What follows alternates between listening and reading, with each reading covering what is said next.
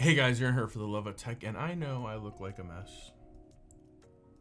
I'm sorry about that. I am on my way to go get a haircut right now. But before I do that, my phone has been threatening me to install this update at 9:27 a.m. today. Like what is this, a Windows device? You can no longer postpone this update, so you have to install it now. If it's that serious of an update, I'm starting to think like there's some security patch in here that's like mandatory for me to have. So I've taken this as long as I can. I've delayed it as much as I can. So we're gonna go ahead and come over here and we're gonna look at this update. And as it states, 9:27 a.m., your phone will restart and the update will install. So we're gonna do something a little different. I'm gonna take control of this update right now and I'm gonna install it on my terms, even though I just woke up, I'm in a big giant hurry and the video's not gonna be done yet. But what I will do is take this update, use it into the world, and then come back and finish recording the video tonight. So that way I can share with you anything I've discovered throughout the day. Don't go anywhere, we're about to do the update and then we'll be right back.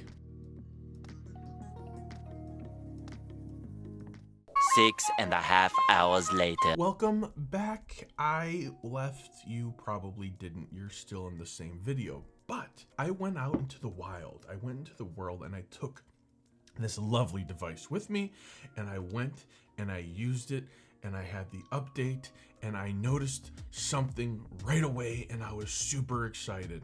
5G. That's right, 5G. 5G came to my Samsung Galaxy Z Fold 2, but it's not just any other ordinary Samsung Galaxy Z Fold 2. It's not the Verizon variant, which means it's not the one sold by Verizon. Therefore, it did not come out of the box already enabled with 5G activated on the device. What actually happened is I bought it unlocked from Samsung. No one told you that the device will not be 5G ready. It's 5G capable, but not 5G ready. So, what did this update do? What are the enhancements?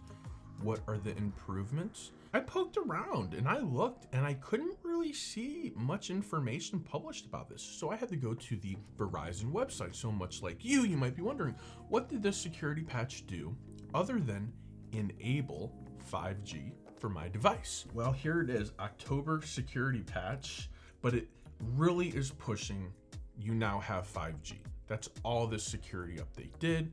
It gave you 5G, some under the hood security Android stuff that they're not really highlighting. They don't tell us what security patches they're doing because they probably don't want us to know where the deficiencies or the security holes were at previously.